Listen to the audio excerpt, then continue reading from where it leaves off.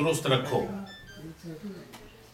طلاق اور نکاح کے معاملات اللہ تبارک و تعالیٰ نے بتا دیے، فرما دیے، اور کہا کہ گھر کی فضا درست رکھو گے.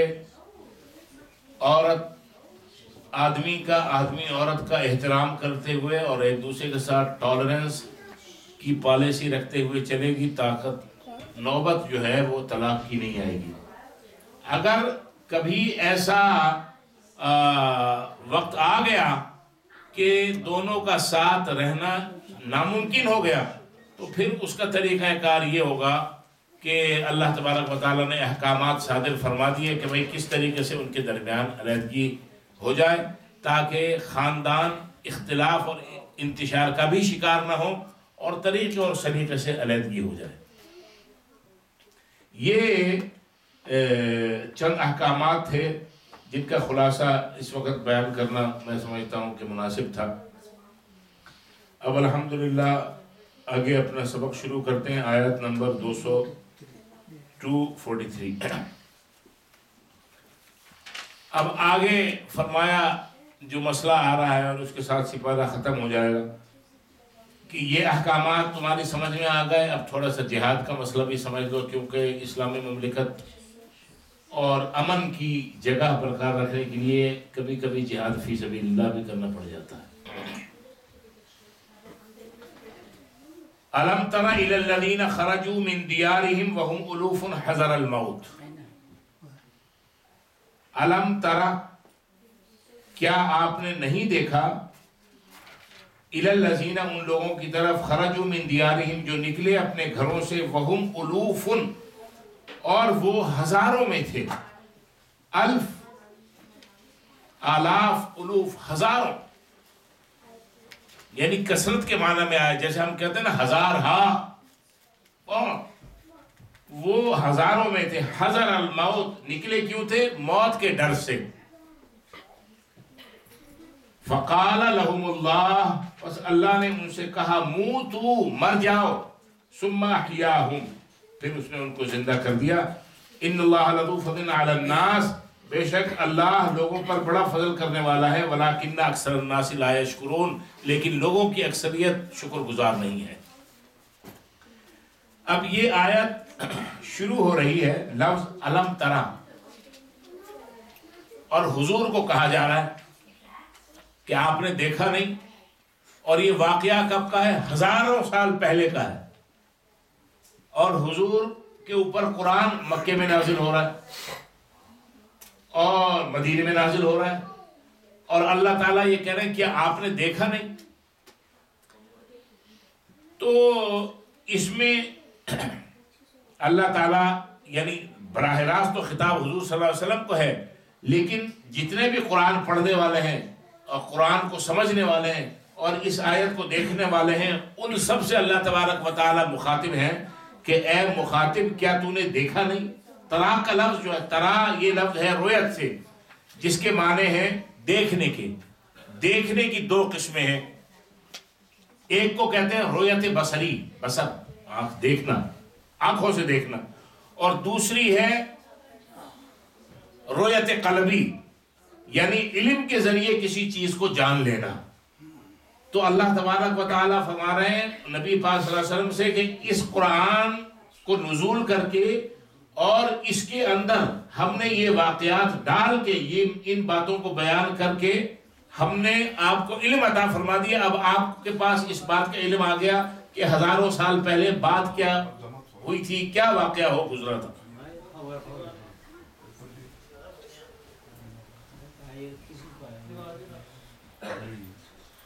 تو علم ترا یہاں پر یہ کہ علم کے، کیا آپ نے دیکھا نہیں، کیا آپ نے جانا نہیں. نبی پاک صلی اللہ علیہ وسلم کو اللہ تبارک و تعالیٰ فرماتے ہیں علم تسمع قصتہم، کیا آپ نے ان کا قصہ سنا نہیں، ان بنی اسرائیل کا. تو علم ترا اکثر یہ آپ سنیں گے یہ لفظ آتا ہے علم ترا، کیا آپ نے دیکھا نہیں. کیسے دیکھ لیا بھائی؟ حضور تو، ہمارا اور حضور کے درمیان کا فاصلہ ہے 1430 سال کا، 32 سال کا، اور یہ واقعہ ہزاروں سال پہلے کا ہے. بات سمجھ میں آئی علم ترا سے کہ اللہ فرماتے آپ نے دیکھا نہیں، یعنی آپ کے علم میں نہیں ہے. اب یہ قصہ ہم نے بیان کر دیا، اب یہ بات آپ کے علم میں آ گئی، گویا آپ نے اس بات کو جان لیا، یعنی کہ آپ نے اس بات کو، اس واقعے کو، اس قصے کو دیکھ لیا. آگے یہ جو اگلی آیت، ابھی جیسے جیسے مضمون آگے بڑھے گا انشاءاللہ یہ سمجھ میں آپ کے آ جائے گا. آگے جہاد کا مضمون آ رہا ہے، اور ان آیات میں، اگلی جو آنے والی آیات ہیں، اور اس آیت میں یہ بتایا جا رہا ہے بطور تمہید کے کہ زندگی اور موت اللہ کے ہاتھ میں. ابھی آیت کا پورا جب ترجمہ ہوگا تو انشاءاللہ یہ سمجھ میں آ جائے گی. بنی اسرائیل کی ایک قوم، ایک علاقہ ہے واسط کے علاقے میں رہتی تھی. اس علاقے میں طاعون کی بیماری پھیل گئی، لوگ جان بچا کر بھاگے، کچھ وہیں رہ گئے، کچھ مر گئے طاعون کی وجہ سے. جو وہاں رہ گئے تھے کچھ اس میں سے مر گئے اور کچھ بچ گئے. جو بچ گئے انہوں نے یہ کہا کہ بھئی ہم somehow اب تو اس وقت تو یہاں سے نہیں نکل سکے، لیکن اب اگر ایسا کوئی واقعہ ہوا تو ہم بھی نکل جائیں گے اور اپنی جان بچا لیں گے. ہوا یہ کہ جو امیر لوگ تھے، جو پیسے والے تھے، ہر جگہ جہاں پر بھی خلفشار ہوتا ہے، اب دیکھیں جہاں انتشار پیدا ہو رہا ہے، غریب وہیں موجود ہے، امیر جو ہے وہ اپنی سیٹیں بک کرا کے نکل گئے. جہاں جہاں جن علاقوں میں یہ ہو رہی ہے انتشار اتفاق سے، تو ہوتا یہ ہے کہ غریب مارا جاتا ہے. اب غریبوں نے یہ شکوہ کیا کہ ہم جو یہاں پر رہ گئے تھے اور یہ طاعون کی بیماری پھیل گئی، کچھ ہم میں سے مر گئے کافی سارے اور ہم کچھ بچ گئے. اگر ایسا ہوا تو ہم ایسا کریں گے کہ ہم بھی یہاں سے اپنی جان چھڑائیں گے اور نکلنے کی کوشش کریں گے. اللہ کا کرنا ایسا ہوا کہ ایک سال یہ بیماری پھیلی تھی، دوسری سال اس طاعون کی بیماری دوبارہ پھیل گئی، دوبارہ وہ بیماری جو ہے وہ پھیل گئی. اب وہ جتنے بھی لوگ جو پہلے نہیں جا سکے تھے انہوں نے کہا بھائی اب نکلو یہاں سے. وہ سب وہاں سے نکل کے، حکم یہ تھا کہ تمہیں چھوڑنا نہیں، یہاں سے جانا نہیں ہے، لیکن وہ وہاں سے نکل کے سب ایک وادی میں اتر گئے، اور ان کا یہ خیال تھا کہ اب ہم ہلاکت سے بچ گئے. یہ جو بیماری پھیلی ہے، اس بیماری، یہ تو بیماری جان لیوا ہے، جس کو لگے گی اس کا تو مرنا یقینی ہے، لہٰذا ہم بچ گئے، سکھ کا سانس لیا. اللہ تبارک و تعالی نے 2 فرشتوں کو بھیجا، ایک فرشتہ وادی کے نیچے اور ایک فرشتہ اس وادی کے اوپر، ویلی جو تھی اس میں کھڑا ہوا، اور اس نے اللہ تبارک و تعالیٰ کے بہاف پہ ندا لگائی، صدا لگائی کہ مر جاؤ. سارے لوگ مر گئے، ان کے ساتھ ان کے جو جانور اور چیزیں سب مر گئی. سورج کی گرمی اور روشنی کی وجہ سے جب وہ مر گئے، ہزاروں کی تعداد میں تھے، ان کے جانور بھی مرے. اب ان کے بدن گلنا اور سڑنا اور پھولنا اور پھٹنا شروع ہو گئے، بدبو پھیلنے لگی.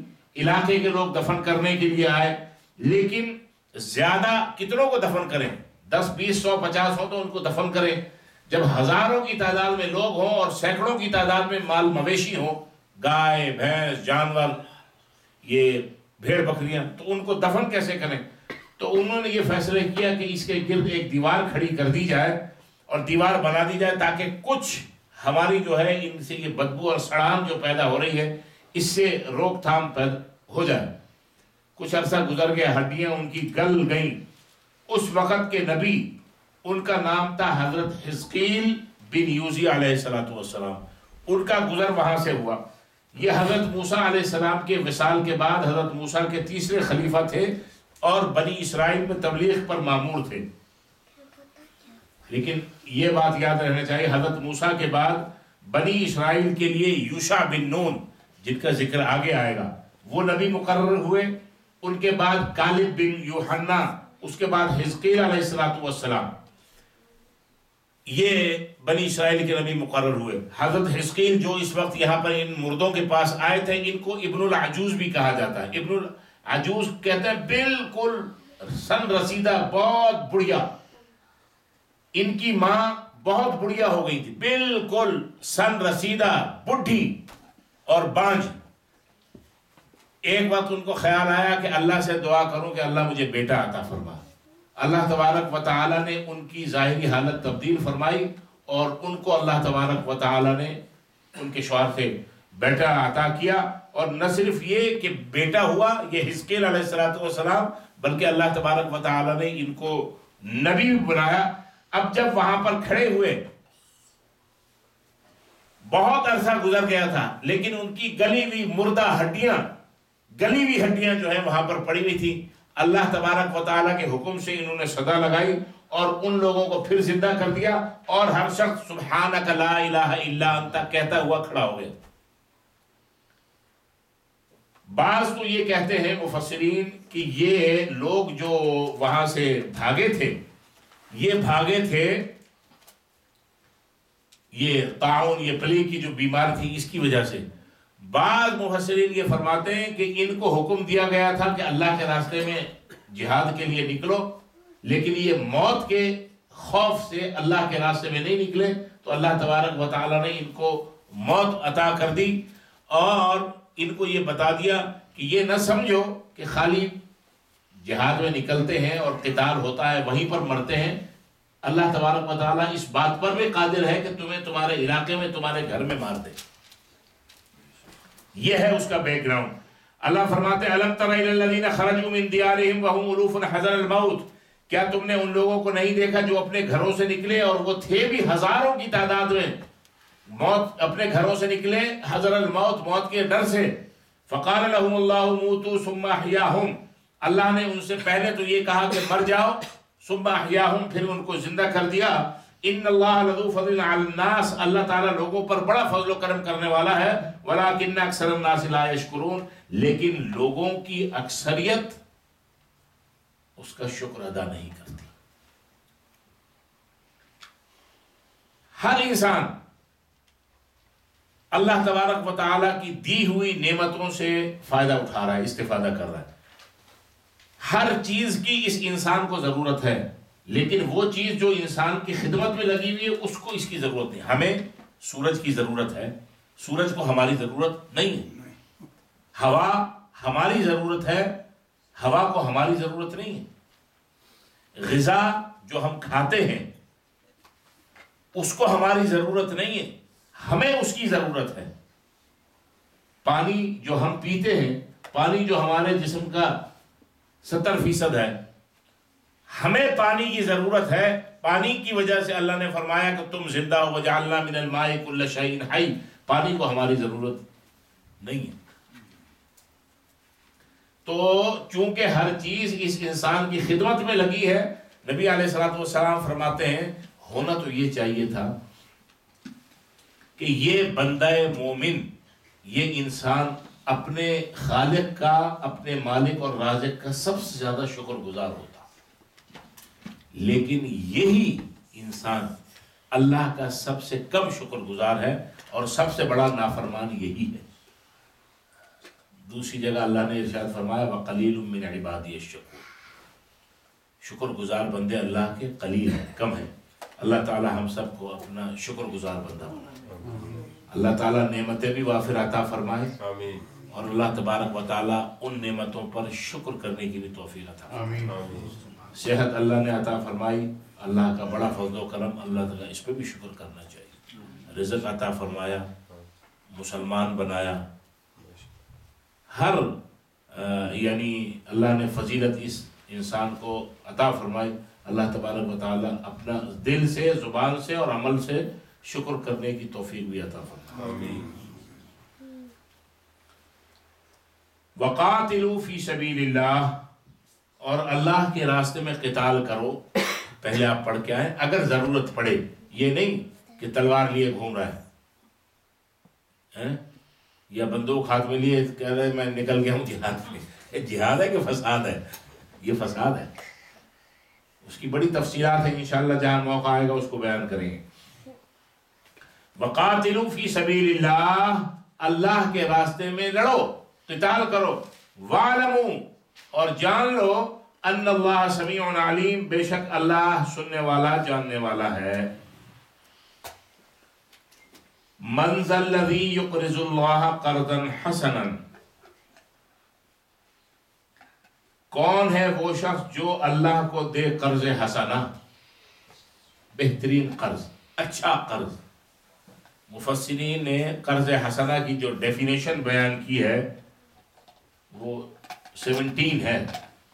17 ڈیفینیشن کے قرض حسنہ ہے کیا.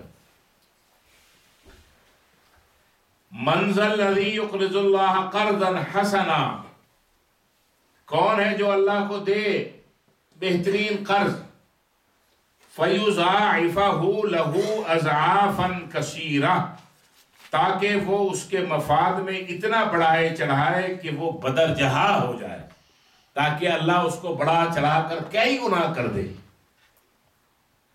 دیکھو انسان اگر کسی شخص کو قرض دے اور وہ 500 دے کے 505 اگر وصول کرے تو یہ حرام ہے. اور اللہ تعالیٰ فرماتے ہیں کہ تم مجھے قرض دو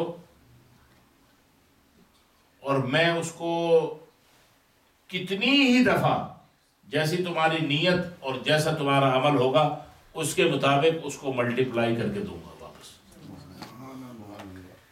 قرض حسنہ بہت ہم لوگ سنتے ہیں، مسجد والے بھی کہتے ہیں قرض حسنہ، جب چندہ نہیں ملتا کہتے ہیں قرض دو، قرض حسنہ دو. اور آپس میں بھی لوگ ایک دوسرے سے قرض حسنہ، جو اسمارٹ ہے وہ قرض حسنہ ہی مانگے گا. قرض حسنہ سے مراد ایسا قرض ہے جو اللہ کی رضا کے لیے فقراء، غرباء اور مساکین کو دیا جائے اور ادائیگی کے لیے انہیں تنگ نہ کیا جائے، اور نہ ہی قرضہ دینے کے بعد اس کو جتلایا جائے، بتایا جائے، اور نہ ہی اس قرضے کے بدلے میں ان سے کسی قسم کی بیگار لی جائے. اگر مقروض فی الحقیقت تنگ دست ہے اور ادائیگی کرنے سے معذور ہے تو اس کو معاف کر دیا جائے. یہ ہے قرض حسنہ کا مفہوم. اور اللہ کو قرض حسنہ دینے کا مفہوم اس سے بھی زیادہ وسیع ہے. اس میں انفاق فی سبیل اللہ، یعنی اللہ کے راستے میں خرچ کرنے کی ساری صورتیں آ جاتی ہیں. اللہ کو قرض دینے کا، اللہ بینکرپسی فائل نہیں کر رہا کہ اللہ کے پاس پیسہ کم ہو گیا ہے، اللہ نے کہا چلو ٹھیک ہے میں جو ہے نکال دیتا ہوں کوئی اسکیم. نہیں، اللہ کو قرض حسنہ دینے کی مختلف صورتیں ہیں. جیسے حضور نے فرمایا، ایک حدیث قدسی ہے، اللہ تبارک و تعالیٰ خود فرماتے ہیں کہ اے بندو، میں بھوکا تھا، تم نے مجھے کھانا نہیں کھلایا،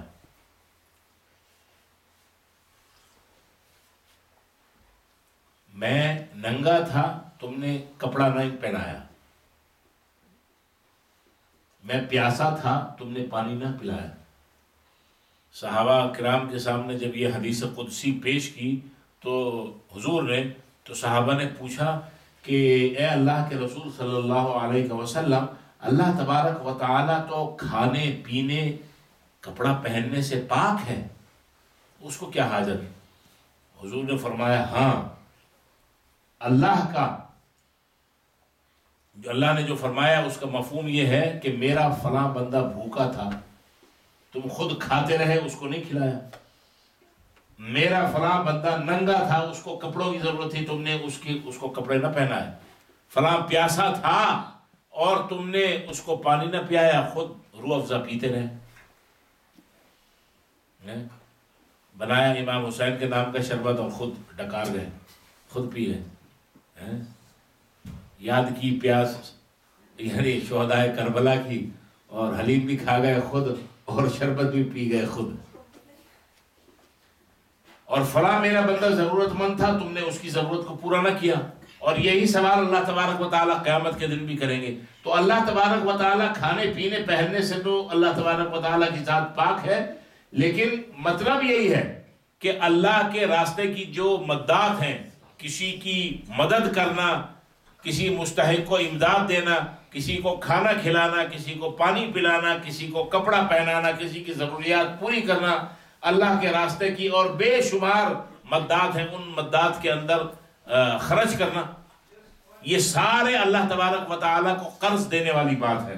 اللہ تعالیٰ فرماتے ہیں کہ کون ہے جو مجھے قرض حسنہ دے اللہ کو، تاکہ میں اس کے اس دیے ہوئے کو اتنا بڑھاؤں چڑھاؤں کہ وہ بہت زیادہ ہو جائے، کئی گنا زیادہ ہو جائے۔ واللہ یقبض ویبسط والیہ ترجعون، واللہ یقبض، اللہ تعالیٰ ہی کمی کرتا ہے، ویبسط، اور وہی وسعت دیتا ہے، بڑھاتا ہے، والیہ ترجعون، اور اسی کی طرف تم لوٹو گے، اسی کی طرف، یعنی اللہ ہی کی طرف لوٹ کے جانا۔ اب یہ اس کا مقصد کیا ہے کہ اللہ تبارک و تعالیٰ فرماتے ہیں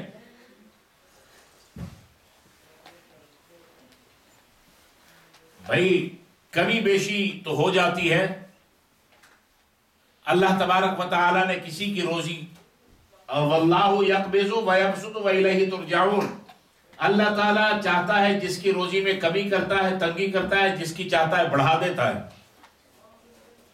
اس کا کیا مطلب؟ یہ ہے بات مقدرات کی، مقدر کی، تقدیر کی۔ بعض محققین یہ فرماتے ہیں کہ تقدیر دو قسموں پہ مشتمل ہے، تقدیر کہیں یا مقدر کہیں یا مقدرات کہیں، یہ ان کی دو قسمیں ہیں۔ ایک ہے اس کو کہتے ہیں مخصوص بالکلیات، اور دوسری تقدیر کی قسم ہے اس کو کہتے ہیں مخصوص بالجزیات۔ مخصوص بالکلیات تقدیر کے وہ معاملات ہیں جن کے متعلق حضور صلی اللہ علیہ وسلم نے بتا دیا، یعنی جن کے اندر کوئی کمی بیشی نہیں ہوتی۔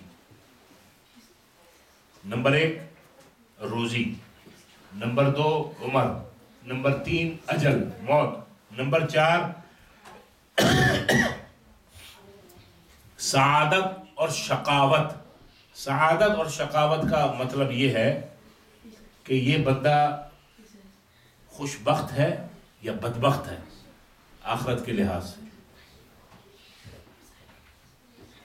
اللہ تبارک و تعالی نے یہ باتیں بالکل پرماننٹلی لکھ دی ہیں، اس کے اندر کسی قسم کی کوئی تبدیلی نہیں ہو سکتی، یعنی یہ امور، یہ چار جو ہیں وہ تغیر پذیر نہیں ہو سکتے، یہ تبدیل نہیں ہو سکتے۔ اس کو کہتے ہیں عربی میں اور اصطلاح میں، یعنی اس قرآن کی یا تفسیر کی ٹرمینالوجی میں اس کو کہا جاتا ہے طریق فرض محال، یعنی ایسا فرض کیا جا سکتا ہے لیکن ایسا ہونا محال ہے، امپاسبل ہے۔ حضور علیہ السلام نے فرمایا کہ صلہ رحمی کرنے سے اور صدقہ دینے سے عمر بڑھتی ہے۔ یہ بڑا اہم نقطہ ہے۔ اس کا مطلب یہ نہیں ہے کہ صلہ رحمی کرنے کا مطلب ہے کہ اپنے رشتہ داروں کے ساتھ مل کے رہنا، اچھا سلوک کرنا۔ صلہ رحمی اور صدقہ کرنے کی وجہ سے عمر بڑھتی ہے۔ اس کا مطلب یہ نہیں ہے کہ صلہ رحمی کرنے سے یا صدقہ کرنے سے عمر بڑھ جاتی ہے یا بڑھ گئی، بلکہ اس کا مفہوم یہ ہے کہ یہ دونوں اتنے اچھے اور اتنے عمدہ اور اتنے نیکی کے کام ہیں کہ اگر عمر بڑھ سکتی ہوتی تو ان دونوں کام کی وجہ سے بڑھ جاتی۔ یہ ہے طریقہ فرض محال کہ ایسا اگر ہو سکتا تھا تو اس وجہ سے ہو سکتا تھا، لیکن ایسا ہوگا نہیں۔ اس کی ایک مثال ہمیں قرآن میں سے ملتی ہے۔ قرآن کی ایک آیت ہے، ایک بات اور آپ سے میں یہاں ذکر کروں، بعض اوقات میں چیزیں آپ کے سامنے جو ہے نا بالکل آسان کر کے پیش کر، ترجمہ ہو، تشریح ہو، لیکن بعض چیزیں ایسی ہوتی ہیں کہ وہ بظاہر تو مجھے بھی ایسا محسوس ہوتا ہے کہ آپ کے سر پہ سے گزر رہی ہوتی ہیں، کچھ نہ سمجھے خدا کرے کوئی، لیکن پھر بھی بیان کرنی اس لیے ضروری ہوتی ہے کہ شاید سمجھ میں آ جائے اور آپ کو آپ کے ذہن سے گزر جائے، پھر آگے کسی موقع کے اوپر پھر وہی بیان آئے تو آپ کے ذہن کے اندر تھوڑا سا اس کا ایک کلو اور تھوڑا سا اشارہ ہوگا، تو وہاں اس مقام پہ بات سمجھنے میں آسانی ہوگی، اگرچہ یہاں پر بات سمجھ میں نہیں آئی. اور اگر اسی مقام پہ بات سمجھ میں آ جائے تو الحمدللہ علی ذالک، یہ تو اللہ کا بڑا فضل و کرم ہے.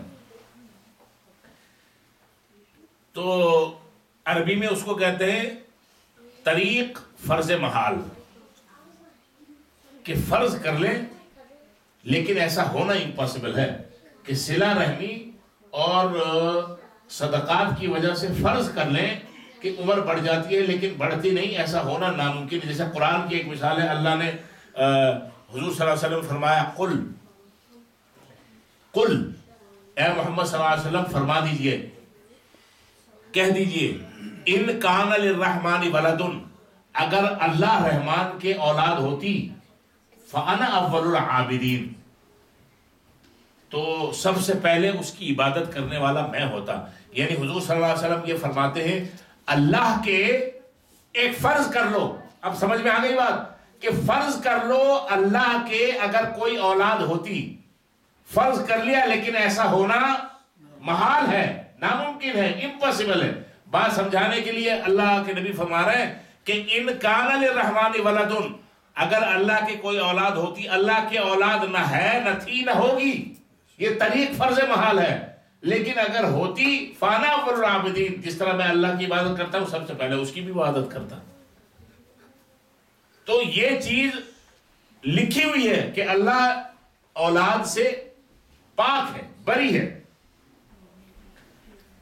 تو یہ آپ نے پہلے ایک یہ سمجھ لیا کہ مخصوص بالکلیات جو ہیں یہ چار چیزیں ہیں: روزی، عمر، موت اور خوشبختی اور بدبختی آخرت کے تعلق سے. یہ پرماننٹ لکھی ہوئی ہیں، ان کے اندر تبدیلی نہیں ہو سکتی. ہاں کن چیزوں کے اندر انسان کے دوسری قسم جو ہے اس کو کہا جاتا ہے مخصوص بالجزیات. مخصوص بالجزیات ایسی چیزیں ہوتی ہیں جن کو انسان کبھی پا لیتا ہے جب اس کے تمام اسباب اور شرائط پائے جائیں. اور اس کے اسباب و شرائط یہ ہیں دعا. بعض اوقات بہت سی چیزیں اللہ تبارک و تعالی دعا سے انسان کی تقدیر کے فیصلے بدل، ان چار کے علاوہ تبدیل فرما دیتا ہے. نیک عمل، اچھے اعمال کر رہا ہے، اعمال صالحہ کر رہا ہے، اللہ کا نیک اور محسن بندہ ہے، اللہ تبارک و تعالی اس کے اعمال صالحہ کی وجہ سے بھی بعض چیزیں اس کی تبدیل فرما دیتے ہیں. اسی طرح کوشش اور جد و جہد، یعنی محنت کرنا، آگے بڑھنا، کوشش کرنا، جد و جہد کرنا. یعنی اب اس کی مثال یوں سمجھیں کہ اگر ایک طالب علم خالی دعا کرتا رہے کہ میں پاس ہو جاؤں اور میرا A گریڈ آ جائے اور A+ ہو جائے، نہیں، وہ فیل ہو جائے گا. اس کو جد و جہد کرنا پڑے گی، محنت کرنا پڑے گی، عمل کے لیے آگے بڑھنا ہو، اور اس کے ساتھ دعا کا بھی سلسلہ جاری رکھنا پڑے گا. وہ یہ نہیں کہہ سکتا تھا میں کیا کروں، میری تو تقدیر میں فیل ہونا تھا لہذا فیل ہو گیا. کہ اللہ نے کہہ دیا واللہ یقبض ویبسط والیہ ترجعون، جس کی کمی کرتا ہے تو اس کی کمی ہے، جس کی بڑھا دیتا ہے تو اس کی بڑھا دیتا ہے. یہ اس وقت یہاں پر یہ بات آ گئی تو یہ یہاں بیان کر دی، لیکن اس کا اصل موقع جو ہے وہ سورہ رعد کے اندر ہے. کون سی جگہ؟ یمحو اللہ ما یشاء ویثبت وعندہ ام الکتاب. وہاں پر یہ ایک آیت آئے گی کہ تقدیر کی کتاب اللہ کے ہاتھ میں ہے، اللہ اس میں لکھتا بھی رہتا ہے، مٹاتا بھی رہتا ہے. جیسے یہاں بورڈ پہ لکھتے ہیں نا، لکھ دیا پھر مٹا دیا. انشاءاللہ اس کو تفصیل کے ساتھ اسی مقام پہ بیان کریں گے. آپ سب لوگ ساتھ ہوں گے نا انشاءاللہ؟ تو 2 ہی آئے، 2.5 لوگ ماشاءاللہ کافی ہیں. انشاءاللہ 2.5 آئے نہیں، انشاءاللہ آپ لوگ ساتھ ہوں گے ضرور. واللہ یقبض ویبسط والیہ ترجعون، اور اللہ کمی کرتا ہے، اللہ ہی کشادہ کرتا ہے، اسی کی طرف لوٹ کے جائیں گے. الم تر الی الملأ من بنی اسرائیل من بعد موسیٰ. الم تر، اب آپ سمجھ گئے وہاں. الم تر، کیا آپ نے نہیں دیکھا؟ الم تر، کیا یہ بات آپ کے علم میں نہیں آئی؟ الم تر، کیا آپ نے یہ قصہ، یہ بات نہیں سنی؟ الم تر، اب یہ بات وضاحت کر دی جا رہی ہے اور بیان کر دی جا رہی ہے، اب آپ کی سمجھ میں آ جائے گی. الم ترا، کیا آپ نے نہیں دیکھا، الی الملائی، ایک جماعت کی طرف، من بنی اسرائیل، بنی اسرائیل سے، من بعد موسیٰ، موسیٰ علیہ السلام کے بعد، اذ قالوا لنبی، جب انہوں نے اپنے نبی سے کہا، ابعث لنا ملکا نقاتل فی سبیل، ابعث لنا ملکا، ہمارے لیے مقرر کر دیں ایک امیر، ایک بادشاہ، نقاتل فی سبیل اللہ، تاکہ ہم اللہ کے راستے میں قتال کریں. قال، اس پیغمبر نے، اس نبی نے کہا، هل عصیتم، ایسا بھی ہو سکتا ہے، ان کتب علیکم القتال، اگر قتال تمہارے اوپر فرض کر دیا جائے، اللہ تو قاتلو، تو تم قتال نہ کرو.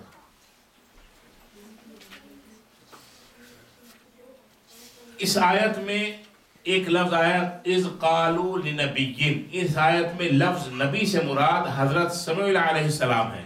بعض نے شین کے ساتھ لکھا ہے شمویل علیہ السلام، بعض تفاسیر میں صاد کے ساتھ آیا ہے یہ لفظ، بعض جگہ یہ سین کے ساتھ آیا ہے.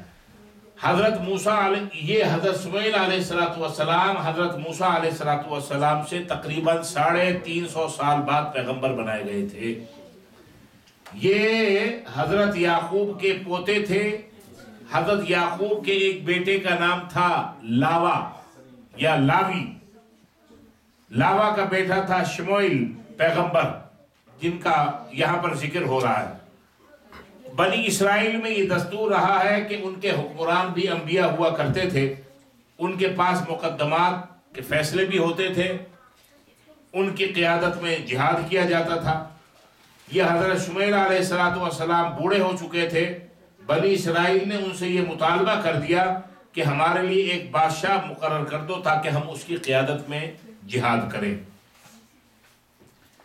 بنی اسرائیل کا مقصد اصل میں تو جہاد سے فرار تھا، لیکن انہوں نے اس بات کو اس انداز میں پیش کیا کہ اے شموئیل، اب تم بوڑھے ہو گئے اور لہذا ہمیں نوجوان قیادت درکار ہے. جس طرح بعض جگہ یہ نعرہ لگایا جاتا ہے نا کہ اب بوڑھے ہو گئے، نوجوان قیادت، نوجوانوں کو قیادت ملنی چاہیے. تو اسی کا یہ ذکر ہے. جیسے جیسے بات آگے بڑھے گی انشاءاللہ یہ بات آپ کی سمجھ میں آ جائے گی. پھر سنیں اس کا ترجمہ. الم تر الی الملأ من بنی اسرائیل من بعد موسیٰ، کیا آپ نے موسیٰ علیہ السلام کے بعد بنی اسرائیل کی ایک جماعت کو نہیں دیکھا؟ اذ قالوا لنبی لہم ابعث لنا ملکا نقاتل فی سبیل اللہ، جب انہوں نے اپنے نبی سے کہا کہ ان کے لیے ایک امیر مقرر کر دیں تاکہ ہم جو ہے اس کی عمارت میں اللہ کے راستے میں قتال کریں. قال هل عصیتم ان کتب علیکم القتال الا تقاتلوا، تو اس نبی نے یہ کہا، یعنی حضرت شموئیل علیہ السلام نے یہ کہا کہ ہو سکتا ہے کہ اگر قتال تمہارے اوپر فرض ہو جائے تو تم نہ لڑو، تم قتال نہ کرو. قالوا، وہ بولے، یعنی بنی اسرائیل لوگ بولے، وما لنا الا نقاتل فی سبیل اللہ، ہمیں کیا ہوا ہے کہ ہم اللہ کے راستے میں نہ قتال کریں. وقد اخرجنا من دیارنا وابنائنا، ہمیں اور ہمارے اولاد کو ہمارے گھروں سے نکالا گیا ہے. سمجھے؟ فلما کتب علیہم القتال، جب ان کے اوپر قتال فرض کر دیا گیا، تولوا، انہوں نے پیٹ پھیر لی، مڑ گئے. الا قلیلا منہم، مگر ان میں سے کچھ ان میں سے ثابت قدم رہے، جو کہا تھا اس پہ کرنے کے لیے تیار رہے، اور باقی جو ہے وہ اپنی بات سے پھر گئے. واللہ علیم بالظالمین، اور اللہ تعالی ظالموں کو جاننے والا ہے.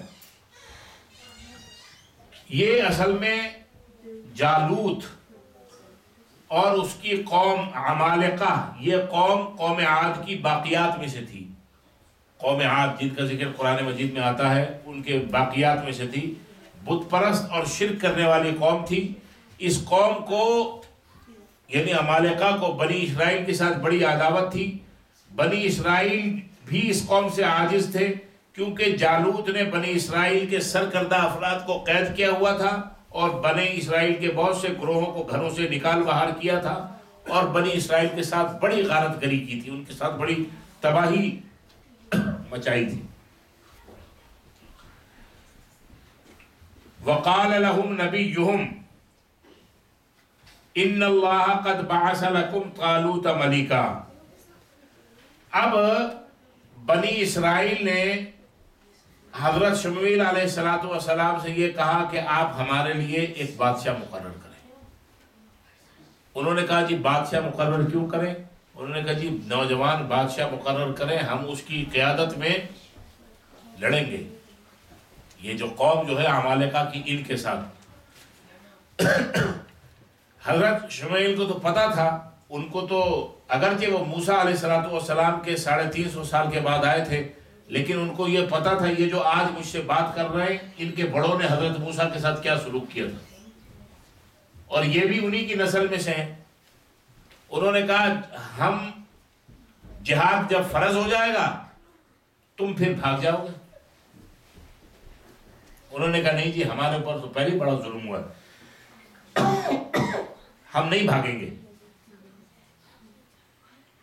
اب ان کے اوپر جہاد فرض ہو گیا اور ان کی وہ بات بھی تسلیم کر لی گئی. کیا بات؟ کہ ہمارے اوپر ایک بادشاہ، ایک امیر مقرر کر دے.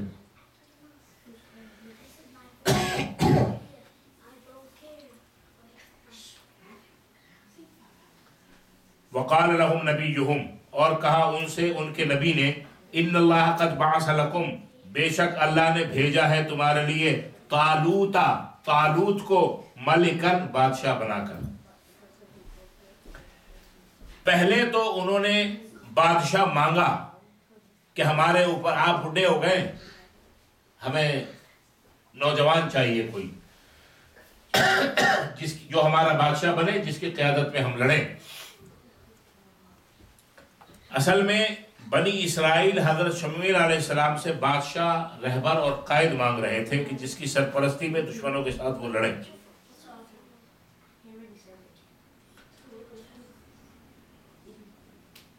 حضرت شمویل علیہ السلام نے کہا ان کی اس بات پہ کہ تمہیں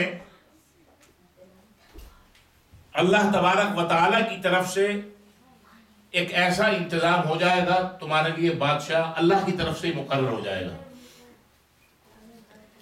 ایک عصا، ڈنڈا، اور القدس الشریف کا تیل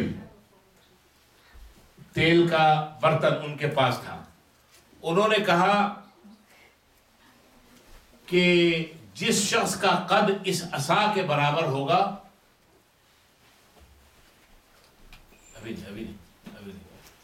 جس شخص کا قد اس ڈنڈے کی، اس عصا کے برابر ہوگا، اور وہ شخص جب اس تیل کے برتن کے پاس کھڑا ہوگا تو اس تیل کے برتن کے اندر کھول آنا شروع ہو جائے گی، وہ کھولنا شروع ہو جائے.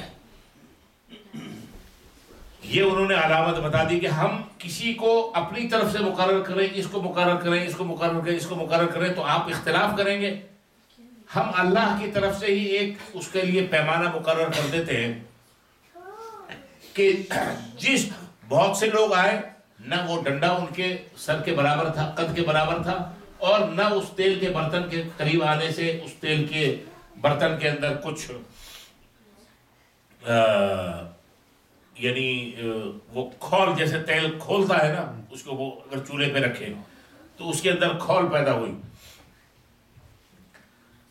حضرت طالوت کے وہم و گمان میں بھی نہیں تھا کہ وہ بادشاہ بنیں گے. ان کے والد صاحب کے چند اونٹ تھے، وہ گم ہو گئے. انہوں نے حضرت طالوت سے کہا کہ جا کے لے کے آؤ، ڈھونڈ کے آؤ کہ اونٹ چرنے کے لیے گئے تھے، کہاں نکل گئے. وہ جب اونٹوں کی تلاش کے اندر نکلے تو کافی آگے نکل گئے، اور گھومتے پھرتے حضرت شمویل علیہ السلام کے پاس پہنچے اور ان سے کچھ بات کی اور اپنے اونٹوں کے متعلق بھی پوچھا. جب وہ وہاں پر کھڑے تھے تو تیل کا وہ برتن بھی اسی جگہ پہ رکھا ہوا تھا. ان کے پاس کھڑے ہونے کی وجہ سے اب اس برتن کے اندر وہ تیل جو ہے وہ کھولنا شروع ہو گیا، اس کے اندر ابال آنا شروع ہو گیا. جب انہوں نے دیکھا کہ یہ شخص آیا ہے اور اس کے آنے کی وجہ سے، یہ یہاں کھڑے ہونے کی وجہ سے یہ کیفیت پیدا ہو گئی، تو انہوں نے کہا بھئی وہ عصا لے آؤ. جب ناپا اس ڈنڈے کو تو وہ ڈنڈا پورا کا پورا حضرت طالوت کے قد کے برابر تھا.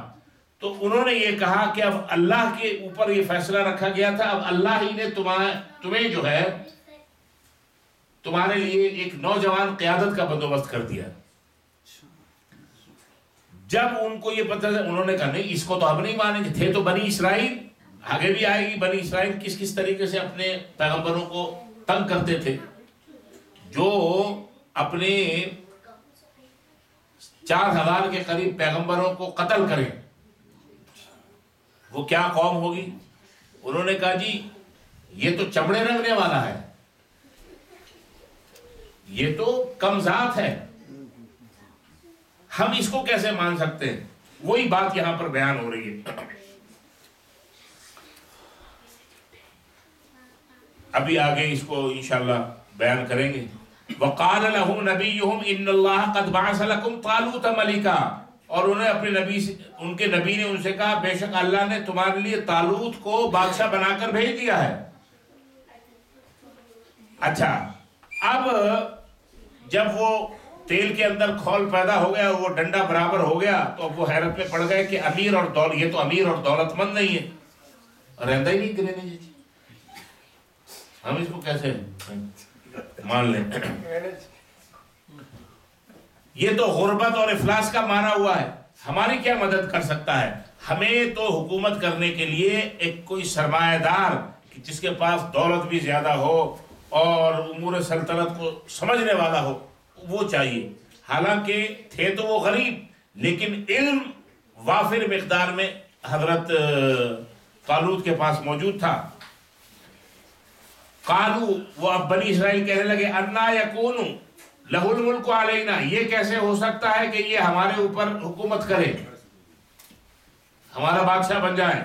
ونحن احق بالملک منہ، ہم اس کے مقابلے میں بادشاہت کے زیادہ مستحق ہیں. ولم یؤت سعۃ من المال، اور نہیں دیا گیا اس کو مال کے ساتھ فراخی، اس کو مال کے ساتھ فراخی عطا نہیں کی، مال اس کو وسیع نہیں دیا گیا. اس کے پاس تو کچھ ہے نہیں، چند اونٹ ہیں اس کے باپ کے پاس اور کچھ بھی نہیں ہے، اور یہ چمڑے کو رنگنے کے کام کرتے ہیں. قالا، تو نبی نے کہا ان اللہ اصطفاہ علیکم، اللہ نے اس کو تمہارے اوپر چن لیا ہے. اب دیکھیں پہلی آیت، اس سے پہلے اللہ نے کہا ان اللہ قد بعث لکم، بے شک اللہ نے اس کو تمہارے لیے بھیج دیا ہے طالوت کو. اب اللہ فرماتے ہیں ان اللہ اصطفاہ علیکم، اللہ نے اسے تمہارے اوپر منتخب کر دیا ہے، چن لیا ہے، اب تم ہل نہیں سکتے. وزادہ بسطۃ فی العلم والجسم، اور یہ علم اور جسم دونوں کی کشادگی میں زیادہ ہے. یعنی علم جو ہے، علم بھی اس کے پاس وافر ہے اور جوان ہے، ظاہری لحاظ سے بھی انتہائی تنومند اور مضبوط اور قوی الجسہ ہے. یعنی اس کو زیادہ دیا ہے ہم نے کشادگی علم میں بھی اور جسم میں بھی. یعنی ایسا بھی نہیں ہے کہ صاحب علم تو ہے، علم تو اس کے پاس، لیکن ہے کمزور، تینی پہلوان، ایسی بات نہیں ہے. یا ہے بڑا مضبوط لیکن علم بالکل نہیں ہے، دستخط کرنے کے بجائے ایسے کر کے انگوٹھا لگاتا ہے، ایسی بات نہیں. اللہ تعالیٰ فرما رہے ہیں کہ بسطۃ فی العلم والجسم، علم بھی اس کے پاس ہے اور ظاہری طور پر بھی خوبصورت ہے. 30 سال تھی اس وقت عمر حضرت طالوت کی. اب وہ اپنے نبی کی اس بات سے مطمئن نہیں ہو، کہہ لیں اب نشانی لے آؤ. بنی اسرائیل تھے نا، نشانی لے آؤ، نشانی چاہیے کہ ہم کیسے مان لیں کہ یہ اللہ کی طرف سے مقرر ہو گیا ہے. واللہ، اللہ فرماتا ہے واللہ یؤتی ملکہ من یشاء، اللہ تعالیٰ جس کو چاہتا ہے ملک عطا فرما دیتا ہے، بادشاہت عطا فرما دیتا ہے، حکومت عطا فرما دیتا ہے. واللہ واسع علیم، اور اللہ علم کے لحاظ سے بڑا وسیع ہے.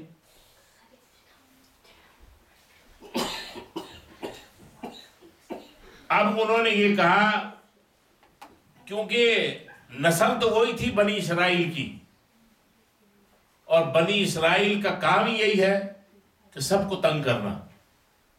اپنے نبی کو سب سے زیادہ تنگ کرنا. یہی کام ان کے بڑوں نے 350 سال پہلے موسیٰ علیہ السلام کے ساتھ کیا تھا. آپ پہلے سپارے میں سن کے اور پڑھ کے آئے ہیں کس طریقے سے. صرف ایک گائے کا مسئلہ تھا چھوٹا سا, اللہ نے کہا ان تذبحوا بقرہ, گائے لو اور کاٹو بس. تو فوراً کہنے لگے او موسیٰ are you kidding with us؟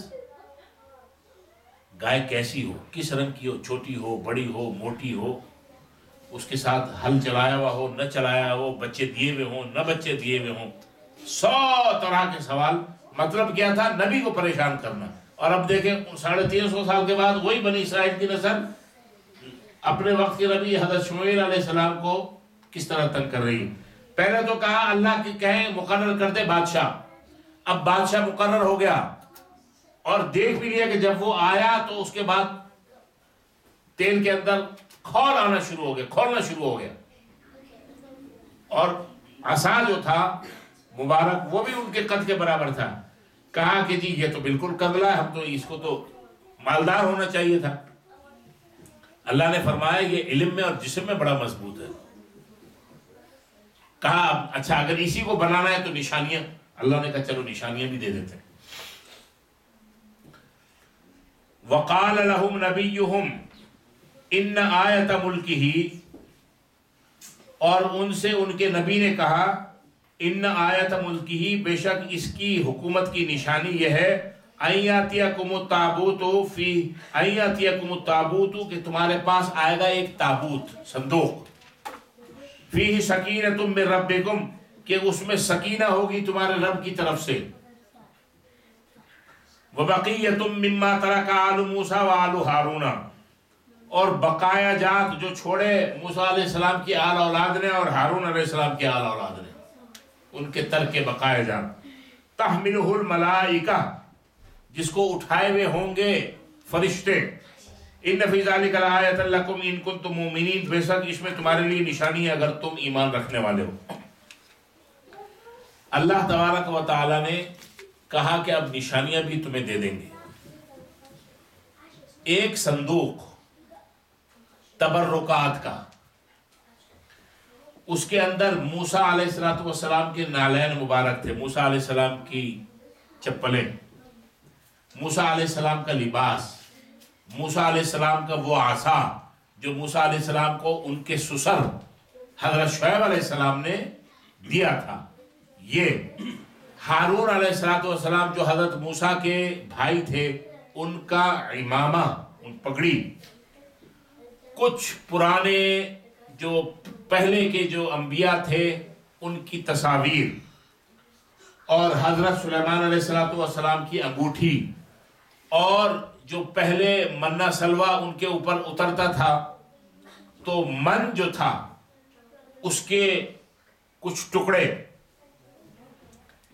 یہ سب چیزیں ایک صندوق کے اندر بطور تبرک کے شامل تھی. اور انہوں نے کہا کہ اب یہ تبرک آئے گا کیسے, یعنی یہ سارے تبرکات جو تھے انبیاء کے وہ ایک صندوق کے اندر تھے, اور وہ صندوق 3 ہاتھ چوڑا اور 10 ہاتھ لمبا تھا, اور اس کے صندوق کے باہر اوپر سونے کا ملمس یعنی سونے کا کام کیا ہوا تھا. اس کے اندر یہ سارے تبرکات تھے. اور حضرت موسیٰ علیہ السلام کو اللہ نے جو تورات کی تختیاں عطا کی تھی اس کی کچھ ٹکڑے بھی تھے, چونکہ وہ ٹوٹ گئی تھی جب موسیٰ علیہ السلام اور حضرت ہارون کا ذرا آپس میں گفت و شنید ہوئی اور ناراض ہوئے اور پکڑ کے ذرا جب مارا پیٹا تو اس چکر میں بعض کہتے ہیں کہ وہ جب مارا تو اس دوران گر گئی, بعض کہتے ہیں کہ انہوں نے غصے میں پھینکا اس کو. غصے والے تو تھے جلالی پیغمبر حضرت موسیٰ, اور ذرا پہلے بھائی کی خبر لی کہ یہ قوم بچڑے کی پوجا کے اندر کیسے, تو وہ ٹوٹ گئی تھی تختی. اس کے ٹکڑے بھی کچھ ان تبرکات کے اندر شامل تھے. وہ بیل گاڑی کے اوپر لدا تھا اور اس کو پیچھے سے چلا رہے تھے فرشتے. قرآن یہ کہہ رہا ہے تحملہ الملائکہ, یعنی فرشتوں کی نگرانی میں بیل گاڑی کے اوپر یہ سارا ساز و سامان آیا. تو اب یہ اللہ کی طرف سے ایک نشانی بھی ہو گئی پوری. اب ایک سلسلہ، ایک بات یہاں ایک پیدا ہوتی ہے. وقال لهم نبيهم ان آیۃ ملکہ ان یاتیکم التابوت فیہ سکینۃ من ربکم وبقیۃ مما ترک آل موسیٰ وآل ہارون تحملہ الملائکہ. ان کے نبی نے ان سے کہا کہ یہ طالوت کی حکومت کی نشانی یہ ہے کہ تمہارے پاس ایک تابوت آئے گا، اس کے اندر سکینہ ہوگی. سکینہ کا مطلب یہ نہیں کوئی کسی خاتون کا نام سکینہ ہے وہ اس کے اندر لیٹی ہوگی، نہیں. سکینہ سے مراد ٹرینکولیٹی آف دا ہارٹ، دل کا اطمینان. دل یعنی ان تبرکات کو جب لوگ دیکھیں گے یا جو بھی دیکھے گا تو ان کو ایک سکون نصیب ہوگا اور وہ ترکہ ہوگا یہ ساری چیزیں جو ابھی میں نے ذکر کی آل موسیٰ اور آل ہارون کا، یعنی ان انبیاء کا اور ان کی. ایک چیز، ایک بات اس آیت سے یہ پتہ چلی، تبرکات والا ٹولہ آیا ہی نہیں ہے کہ تبرکات برکت حاصل کرنے کا ذریعہ ہے. تبرکات سے واقعی فیض پہنچتا ہے اور ان کی اپنی ایک حیثیت ہے. مثال کے طور پہ حضور علیہ السلام کا منہ مبارک آپ نے خود بھی صحابہ کو دیا، اور حضرت یہ بھی اپنی جگہ سیر کی کتابوں میں موجود ہے، اور ثقہ روایت ہے کہ حضرت خالد بن ولید جو ہے ان کے امامہ جو تھا اس کے اندر انہوں نے اس کو سی کے لگایا ہوا تھا تبرک کے طور پر. حضرت ام سلمہ رضی اللہ عنہا حضور علیہ السلام کے منہ مبارک کو بعض مریضوں کو پانی میں ڈبو کے دیتی اور وہ پانی ان کو پلاتی. یہ تو اپنی جگہ یعنی آثار کے ساتھ یہ بات ثابت ہے. اس بات میں کسی کو شک و شبہ نہیں ہونا چاہیے کہ تبرک. لیکن بات پوری کہاں ہوئی ہے ابھی؟ سبحان اللہ تو لیکن اس کی اہمیت اور فضیلت بس اتنی ہے، یہ یاد رکھنا چاہیے. مزید چوما چاٹی کی اجازت نہیں ہے کہ ساری شریعت کو چھوڑ کے اور ان تبرکات کو جو ہے نا خدا بنا لینا اور ان تبرکات کو ہی سب کچھ سمجھ لینا. یہ طریقہ کار غلط ہے. جیسے آج کل لوگوں کا ہو گیا ہے کہ نماز ایک نہیں پڑھتے اور سب سے زیادہ توہین منہ مبارک کی وہی کرتے ہیں جن کے پاس اسی گھر کے اندر منہ مبارک ہے، اسی میں سارا دن گانے اور ٹی وی چلے اور فلمیں چلے. تو یہ توہین نہیں ہے؟ بس اتنا ہے کہ وہ ایک اگر فی الحقیقت وہ ہے تو بس اتنی ہے، لیکن اسی کو اپنا ماوا و ملجا سمجھ لینا اور اسی کے گرد طواف کرتے رہنا، یہ کوئی شریعت کا حکم نہیں ہے. ان تبرکات کی بس اتنی حیثیت ہے، اتنی اہمیت ہے کہ وہ ان کی نسبت انبیاء کے ساتھ یا ان کی نسبت بڑوں کے ساتھ ہے، بس اس سے زیادہ نہیں ہے. تو لہذا بات کا خلاصہ کیا نکلا؟ خلاصہ یہ نکلا کہ جو تبرکات کا بالکل ہی انکار کر دیتے ہیں، میں یہ کہوں گا کہ وہ بھی زیادتی کرتے ہیں. ایسی بات نہیں ہے. اور جو تبرکات کی دن رات چوما چاٹی کے اندر اور اسی کو سب کچھ سمجھا ہوا ہے، اور عمل اور اللہ اور اس کے رسول جس کام کے لیے لے کے آئے اللہ نے بھیجا، اور جس مقصد کے لیے اس دین کو اللہ اور اس کے رسول صلی اللہ علیہ وسلم لے کے آئے اور نافذ کرنے کی کوشش کی اور نافذ کیا، اور اس دین کو لانے کے لیے اور اس کی امپلیمنٹیشن کے لیے اپنے دانت بھی توڑوائے، اپنے سر بھی شہید کروایا اور اپنا خون بھی بہایا، جس طرح آج میں نے دن میں بتایا تھا. اس کی طرف یعنی عمل کی طرف کوئی نہیں آ رہا. بھائی دیکھیے، اگر حضور کا منہ مبارک ہے ایک شخص کے گھر کے اندر اگر حضور کا منہ مبارک ہے، ٹھیک ہے، لیکن اس کی زندگی سے نماز کا خانہ خالی ہے، مسجد لا صلاۃ لدار المسجد الا فی المسجد، مسجد کے قریب رہنے، اب اس سٹی کے جو رہنے والے سب مسجد کے قریب میں شمار ہوں گے، بلا عذر کسی کی نماز جو ہے وہ گھر کے اندر ویلڈ نہیں ہے۔ ہاں جاب ہے، نماز کا ٹائم نکل گیا ہے اور قضا پڑھ رہے ہیں، there can be many valid reason۔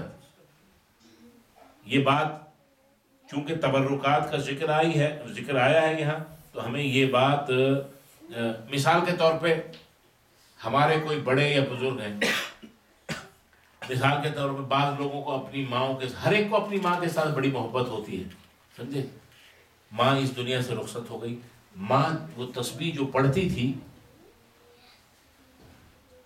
وہ بیٹے نے وہ تسبیح لے لی یا بیٹی نے وہ تسبیح لے لی،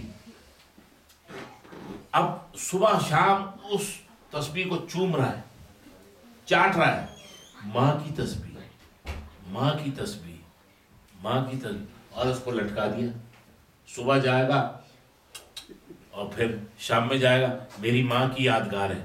مجھے بتائیے کہ وہ اپنی ماں کی اس تبرک کے ساتھ انصاف کر رہا ہے یا ماں کے ساتھ چیٹنگ کر رہا ہے؟ ہونا کیا چاہیے تھا؟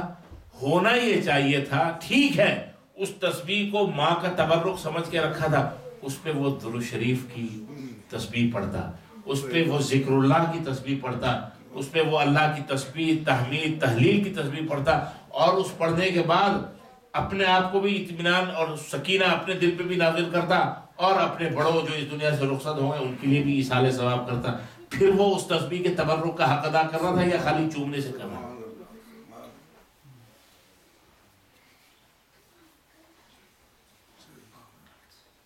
پاکستان، ہندوستان میں کئی لوگ یہ کہتے ہیں جی ہمارے پاس حضور صلی اللہ علیہ وسلم کا منہ مبارک ہے، اس کے متعلق جمی یعنی علماء اور مفتیان جو ہیں ان کا فتویٰ یہ ہے کہ اس کی نہ تصدیق کرو نہ تکذیب کرو۔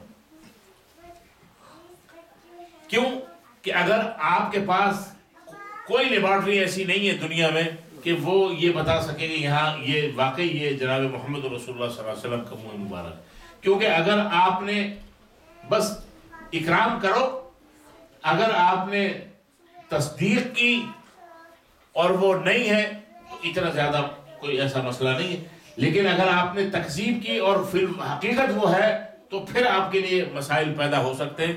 تو لہٰذا ان کو بس اتنا ہے کہ ایک برکت کا ذریعہ، جیسے ام المومنین حضرت ام سلمہ رضی اللہ تعالی عنہا نے اپنے پاس رکھا ہوا تھا، بھائی حسین جو ہے وہ تو اپنے نانا کے دین کی سرفرازی کے لیے کربلا میں کٹے، وہ بھی رکھ لیتے، ان کے پاس تو سب کچھ حضور کا تھا، اور ہم خالی تبرک دیکھ کے جو ہے نا پوتر ہو جائیں اور جنتی ہو جائیں۔ جو چیز جس کا جتنی حیثیت، جو مقام ہے اتنا ہی رکھنا چاہیے، اس سے زیادہ اس کو تماشا نہیں بنانا چاہیے، بس یہ ذہن میں رکھیں۔ اللہ تعالی ہمیں تبرکات کا احترام کرنے کی بھی توفیق عطا فرمائے، سمجھے، اللہ تعالی تبرکات کا احترام کرنے کی توفیق عطا فرمائے، اور جن کے وہ تبرکات ہیں ان کے جو اعمال ہیں ان اعمال کو اپنی زندگیوں میں جاری و ساری کرنے کی ہمت اور توفیق عطا فرمائے۔ اصل بات یہ ہے۔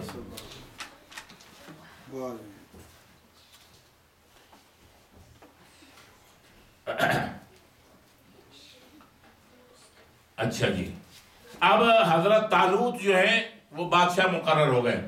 فلما فصل طالوت بالجنود قال ان اللہ مبتلیکم بنہر، فلما فصل، پس جب روانہ ہوئے طالوت بالجنودی اپنے لشکر کے ساتھ، قال انہوں نے کہا ان اللہ مبتلیکم بنہر، اللہ تعالی تمہیں آزمائش میں ڈالے گا ایک نہر کے ذریعے، پانی کی نہر ہوتی ہے،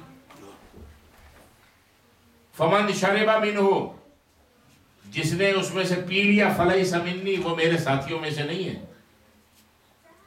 ومن لم یطعمہ، اور جس نے اس میں سے نہیں چکھا، فإنہ منی، وہ میرے ساتھیوں میں سے ہے۔ الا، سوائے من اغترف، کہ جو اس سے چلو بھر لے، غرفتن بیدی، ایک چلو اپنے ہاتھ میں۔ فشربوا منہ، تو اس نہر میں سے پی لیا، الا قلیلا منہم، مگر بہت کم ان میں سے ایسے تھے جنہوں نے نہیں پیا یا ایک چلو پیا۔ اب طالوت جو ہے، جو بادشاہ بن گئے، کمانڈر بن گئے، اب ان کی قیادت میں، لیڈرشپ میں، عمالقہ کے ساتھ جو بنی اسرائیل کے دشمن تھے ان کے ساتھ اب جنگ ہونے جا رہی ہے۔ اب جنگ کے لیے جب آگے بڑھے، مطلب ہے کہ پیش قدمی کی، آگے بڑھتے جا رہے ہیں، تو راستے میں ایک نہر آ گئی۔ یہ نہر کون سی تھی؟ اس کا نام ہے دریائے اردن۔ اور اللہ تبارک و تعالی نے وہاں سے گزارا بظاہر امتحان کے لیے کہ لشکر میں کتنے لوگ ایسے ہیں کہ جو اپنے امیر کی اطاعت کا ایسا جذبہ رکھتے ہیں کہ اس پر اپنی خواہشات کو بھی قربان کر دیں، کیونکہ اس طرح کی جنگ میں ایسی مضبوط اطاعت کے بغیر کام نہیں چلتا۔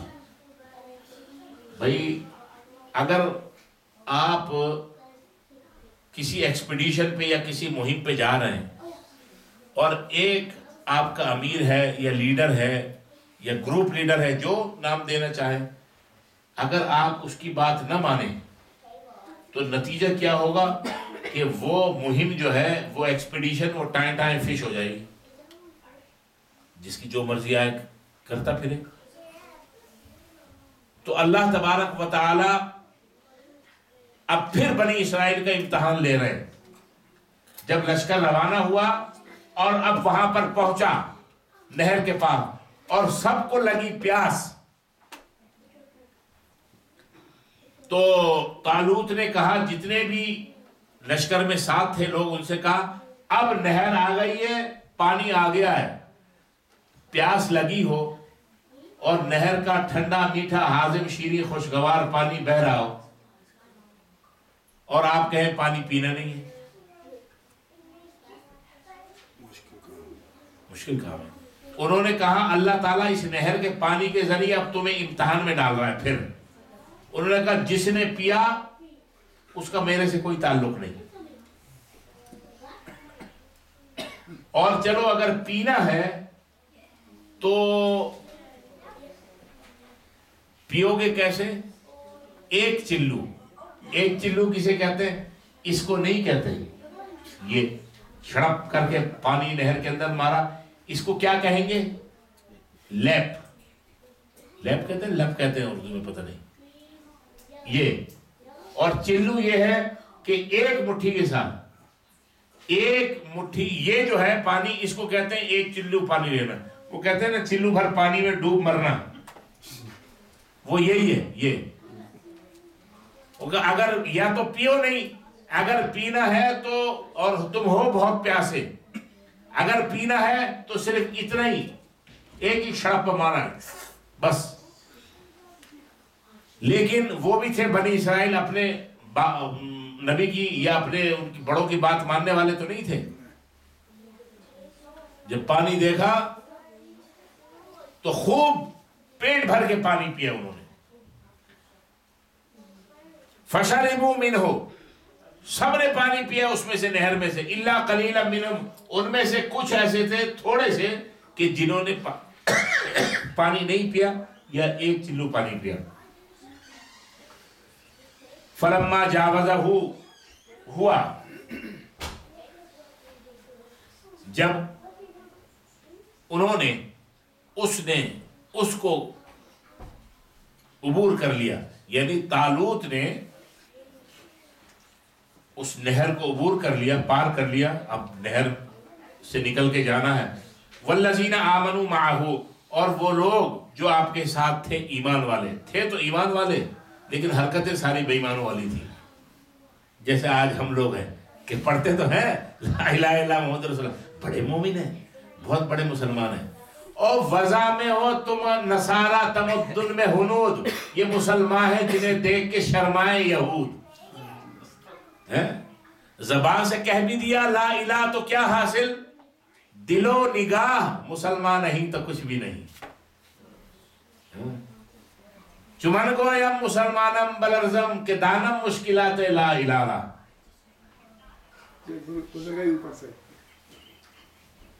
فلما جاوزہ ہوا، طالوت نے جب اس نہر کو عبور کر لیا، والذین آمنوا معہ، اور ان لوگوں نے بھی جو ان کے ساتھ تھے ایمان والے، قالوا، اب تو وہ کہنے لگے، اب جب لشکر کی صف بندی ہونے لگی، قالوا، جنہوں نے خوب پیٹ بھر کے پانی زیادہ لوگوں نے پیا تھا، قالوا کہنے لگے، لا طاقت لنا اليوم بجالوت وجنودہ، کہ آج ہم میں جالوت اور اس کے لشکر کا مقابلہ کرنے کی طاقت نہیں ہے. طالوت جو تھے ان کے مقابلے میں عمالقہ کافروں کی طرف سے تھا جالوت، ان کا جو بڑا اور ان کا جو کمانڈر تھا. حضرت طالوت کے مقابلے میں سامنے جو تھا مد مقابل جو ان کے تھا. اب جب انہوں نے کہا کہ بھائی اب لڑائی، انہوں نے کہا جی ہمارا تو پاؤں اٹھ نہیں رہا، ہمارا تو پیٹ پانی سے بھر گیا ہے اور غبارے کی طرح ہو گیا ہے، پھول گیا ہے. لا طاقت لنا اليوم بجالوت وجنودہ، آج ہمیں جالوت اور اس کے لشکر کے ساتھ مقابلہ کرنے کی آج ہمارے اندر طاقت ہے نہیں. آج تو today we will take rest, we will see tomorrow what happen. قال الذين يظنون انهم ملاقو الله كم من فئة قليلة غلبت فئة كثيرة بإذن الله.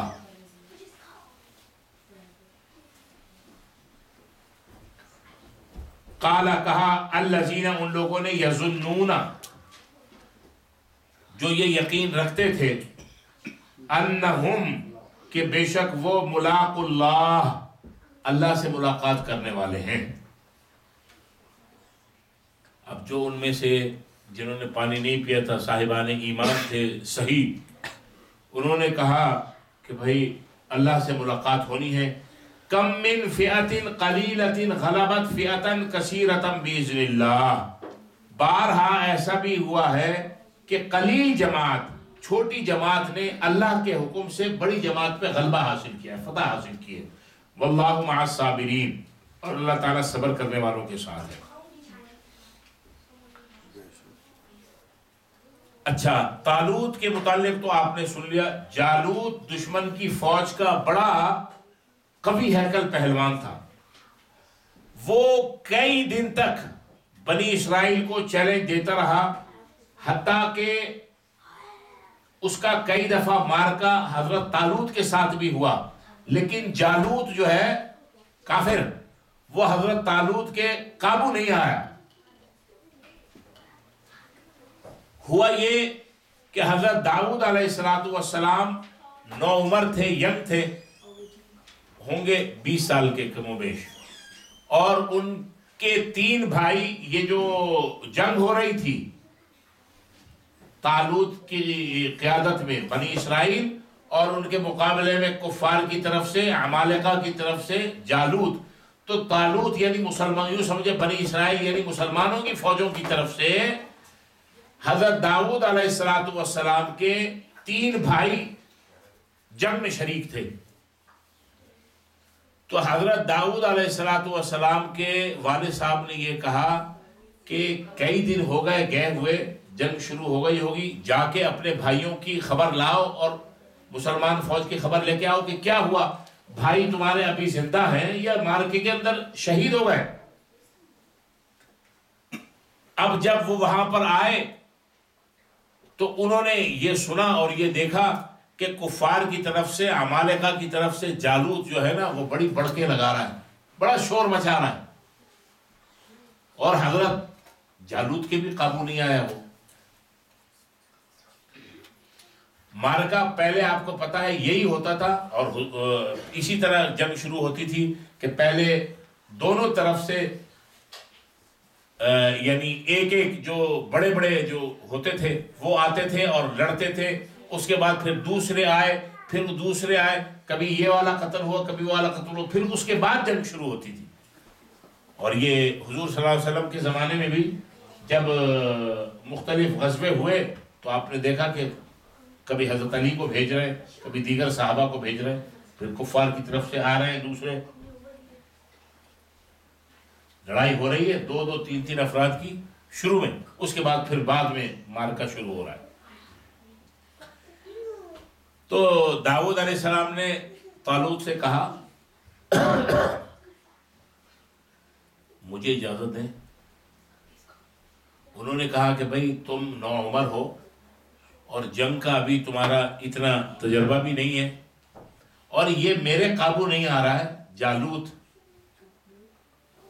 اور مسلسل یہ چیلنج دیتا چلا آ رہا ہے، یہ تمہارے قابو کیسے آئے گا؟ داؤد نے کہا کہ مجھے آپ اس بات کی اجازت تو دیں۔ انہوں نے اجازت دی۔ تو داؤد علیہ السلام نے اپنا ایک مخصوص انداز کا کپڑے کا، یا بعض کہتے ہیں چمڑے کا تھیلا تھا، اس کو فلاخن کہتے ہیں، اس کے اندر پتھر رکھ کے اور گھوم کے ایک خاص انداز سے پتھر دشمنوں کی طرف پھینکا جاتا تھا، یا آمنے سامنے جب ہوتے تھے جیسا فاصلہ ہو اسی حساب سے۔ داؤد علیہ السلام نے وہ پتھر اس میں رکھ کے، فلاخن میں رکھ کے جب پھینکا تو جالوت کے پیشانی پہ، سر پہ لگا، اور اس شدت سے جا کے لگا چونکہ وہ اس میں سے جیسے ایسے نکل کے ایسے جاتا تھا، طاقت کے ساتھ گھما کے جب پھینکتے تھے جیسے گولی جاتی ہے، تو وہ پتھر جب سر پہ لگا اور وہ گرا تو پہلے تو اس کا سر ویسے ہی پٹا۔ داؤد علیہ السلام گئے اور اس کا سر قلم کیا تلوار سے، اور اس کا سر لے کے جالوت کی فوج کی طرف آ گئے۔ اب اس میں ایک بات یہ ہے کہ طالوت جو ہیں وہ تو بعض روایات کے مطابق اللہ کے پیغمبر بھی ہیں، اور ایک کافر پہلوان جو ہے وہ ان سے قابو نہیں آ رہا ہے۔ اس کا جواب یہ ہے کہ کبھی کیوں نہیں آ رہا؟ اللہ تبارک و تعالی کبھی کبھی بعض بڑے بڑے فیصلے چھوٹوں کے ہاتھ صادر فرماتے ہیں۔ حضرت داؤد بھی پیغمبر ہیں، اور طالوت جو ہے وہ بھی پیغمبر ہے، تاکہ یہ خیال پیدا نہ ہو جائے کہ یہ معرکہ جو فتح کیا ہے یہ میری وجہ سے فتح ہوا ہے، یہ اللہ کی حکمت ہے، اللہ ایسا بندوبست فرماتے ہیں۔ حضرت عمر رضی اللہ تعالیٰ عنہ نے خالد بن ولید سے کہہ دیا کہ آپ گھر میں بیٹھیں گے، اب آپ کسی مارکے میں حصہ نہیں لے سکتے۔ بہت بڑے جنرل، بہت بڑے میدان جنگ کے ماہر، بہت بڑے ڈیفنس اسٹریٹجی جو تھی اس کی ایکسپرٹ خالد بن ولید، اور ایک دن حضرت عمر نے 16 ڈیفرنٹ مقامات کے اوپر ایکسپیڈیشن بھیجی اور ان سے کہا آپ نہیں نکلیں گے، آپ گھر پہ، اور سب کے سب 16 کے 16 فتح ہو کے آئیں، فاتح بن کے آئیں۔ تو حضرت خالد بن ولید سے کہا آپ اناؤنس کریں گے اس بات کو کہ فتح میری وجہ سے نہیں ہوتی تھی، دیکھو میرے بغیر بھی گئے تو یہ فتح ہوئی، اور فتح اللہ کی نصرت اور اللہ کی مدد من جانب اللہ ہوتی ہے، اللہ کی طرف سے ہوتی ہے۔ تو یہ اللہ تبارک و تعالیٰ کا اپنا نظام ہے۔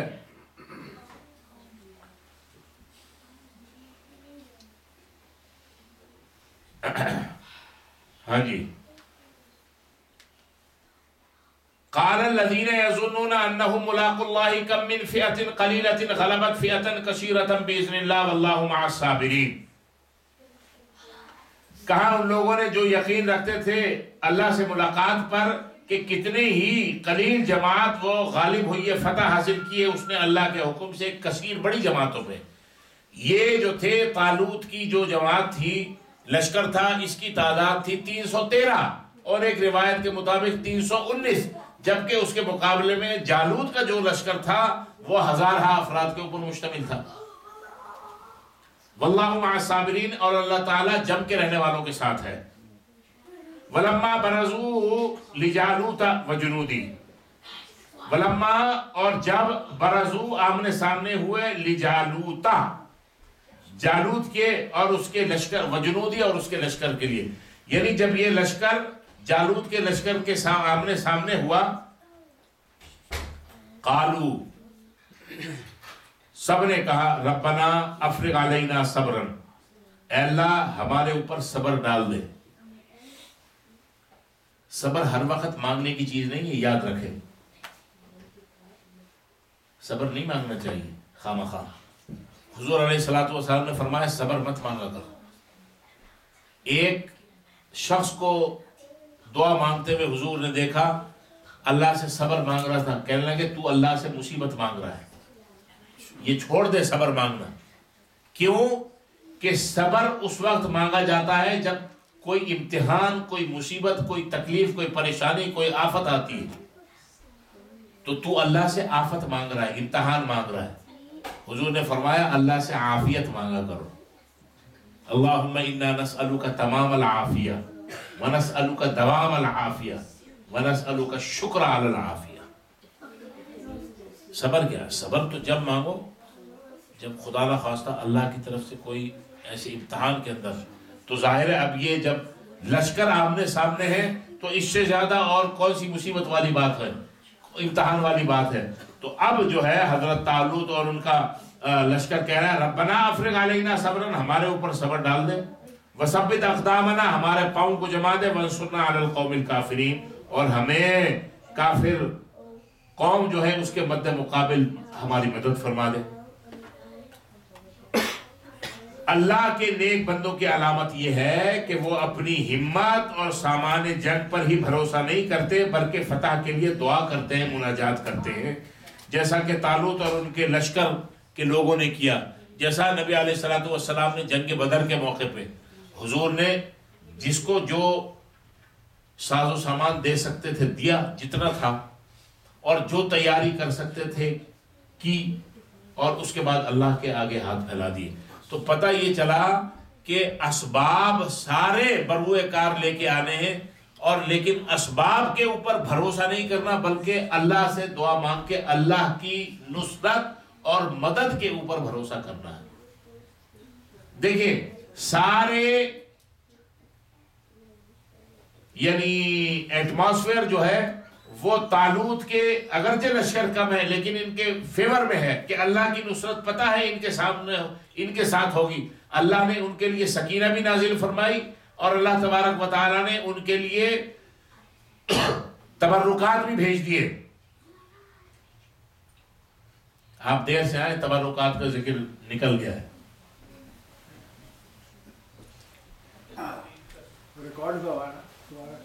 ریکارڈ کون سنتا ہے؟ اتنا ٹائم کس کے پاس ہے؟ بزی آدمی ہے. ربنا افرغ علینا صبرا، اے اللہ ہمارے اوپر صبر ڈال دے. اور صبر کی ڈیفینیشن آپ کو بتا دی تھی کہ صبر کہتے کسے. صبر ظلم سہنے کا نام نہیں ہے.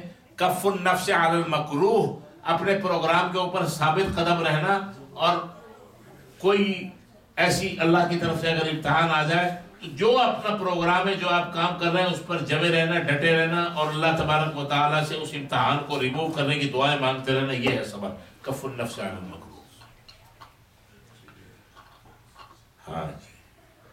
تو اپنے ساز و سامان اور اسباب کے اوپر بھروسہ نہیں کرنا.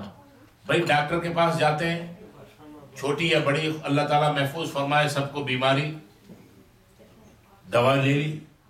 اب دوا کے اوپر دوا اس لیے لائے کہ دوا بھی اللہ اور اس کے رسول کا حکم ہے کہ دوا کرو، اور پھر اللہ تبارک و تعالیٰ سے دعا بھی ہے کہ یا اللہ اس دوا کے اندر تاثیر بھی تو ڈالنے والا ہے، مجھے شفا بھی تیری رضا اور تیری مرضی اور تیری منشا سے ملے گی.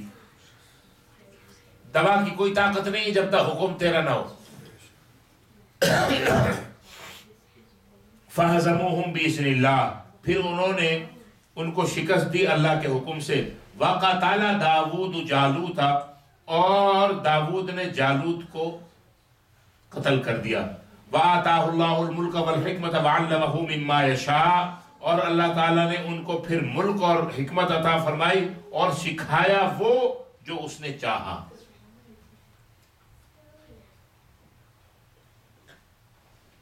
پھر ہوا یہ کہ حضرت داؤد نے اس جنگ میں باقاعدہ پھر حصہ بھی لیا، اپنے بہادری کے جوہر دکھائے.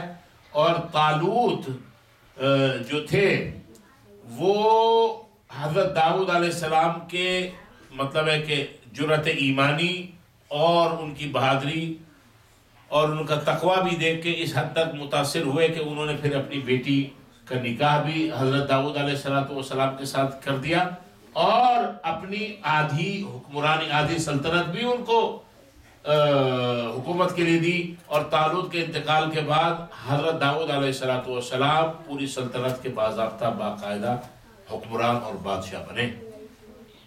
اور اس کے بعد ان کے بیٹے حضرت سلیمان. تو اللہ فرماتے ہیں وَقَتَلَ داود جالوتا، داود علیہ السلام نے جالوت کو قتل کر دیا. وَآتَاهُ اللَّهُ الْمُلْكَ وَالْحِكْمَةَ، اور اللہ تعالیٰ نے داود علیہ السلام کو ملک اور حکمت عطا، ملک بھی عطا. بعض اوقات لوگوں کو ملک تو مل جاتا ہے لیکن چلانا کیسے ہے ان کو نہیں پتا.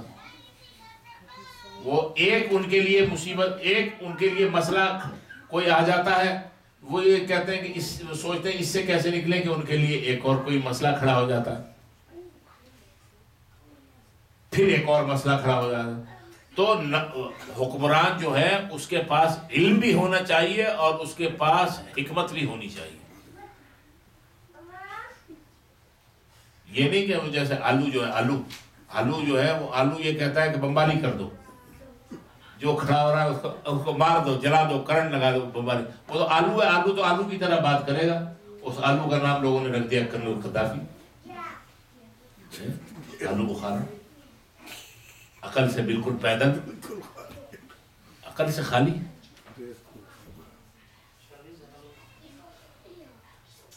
تو حکمت نہیں ہے. وَآتَاهُ اللَّهُ الْمُلْكَ وَالْحِكْمَةَ، اللہ نے ان کو ملک اور حکمت عطا فرمایا. وَعَلَّمَهُ مِمَّا يَشَاءُ، اور ان کو سکھایا جو اللہ نے چاہا. یعنی طرز حکمرانی کس طرح ملک سنبھالنا ہے اور چلانا ہے، اللہ نے یہ بھی ان کو سکھایا. وَلَوْلَا دَفْعُ، دیکھو یہ عمالقہ جن کا ذکر آیا ہے، انہوں نے بنی اسرائیل کے اوپر بڑے ظلم ڈھائے تھے، بہت ظلم ڈھائے، بخت نصر کے ساتھ مل کے، اور بیت المقدس کو بھی تباہ برباد کر دیا، اور اس کے اندر خنزیر ذبح کیے، خنزیر کا خون بہایا، بے حرمتی کرنے کے لیے بیت المقدس کی. اور یہ تبرکات سب موجود تھے، اور یہ تبرکات وہاں سے لے کے چلے گئے، اور تبرکات کو انہوں نے ایک جگہ دفن کر دیا، اور دفن کرنے کے بعد اس کے اوپر جو ہے وہ پاخانہ کرتے تھے.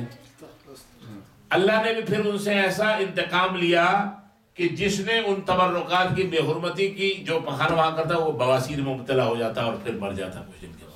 اللہ نے کہا ٹھیک ہے، اب تمہارا وہ مقام جو ہے نا لہو لہان کر دیں گے. بات سمجھ میں آئی؟ اور تبرکات کو ٹریٹ کس طرح کرنا ہے وہ بھی میں نے آپ کو بتا دیا کہ پوجا پاٹ نہیں چلے گی تبرکات کی. تبرکات کا احترام اپنی جگہ ہے. آج کل لوگوں نے پوجا پاٹ بنا لی. وَلَوْلَا دَفْعُ اللَّهِ النَّاسَ بَعْضَهُمْ بِبَعْضٍ،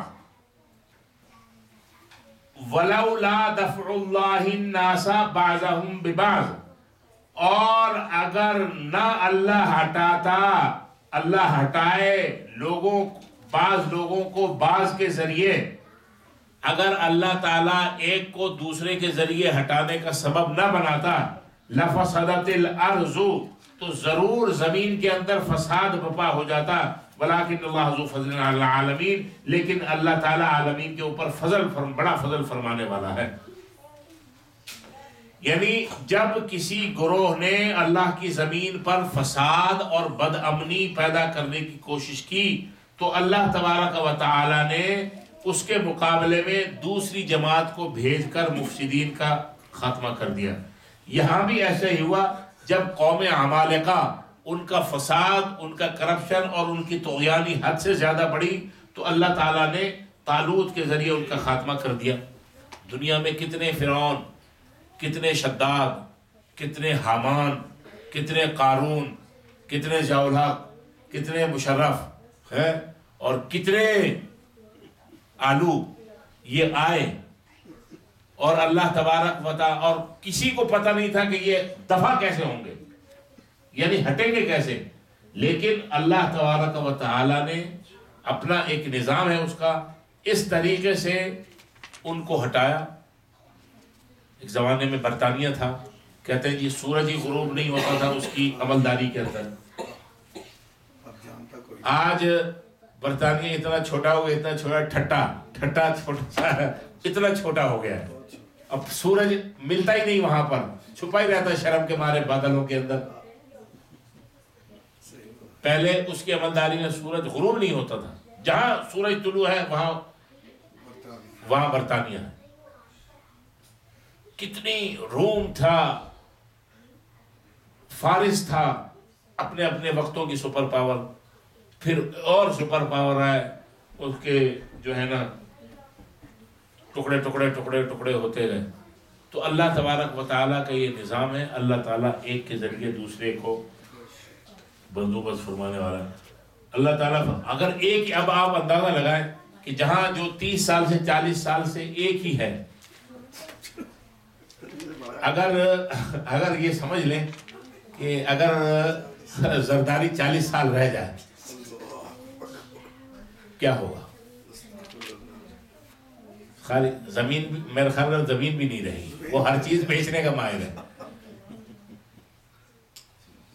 وَلَٰكِنَّ اللَّهَ ذُو فَضْلٍ عَلَى الْعَالَمِينَ، لیکن اللہ تعالیٰ عالمین کے اوپر بڑا فضل کرنے والا ہے.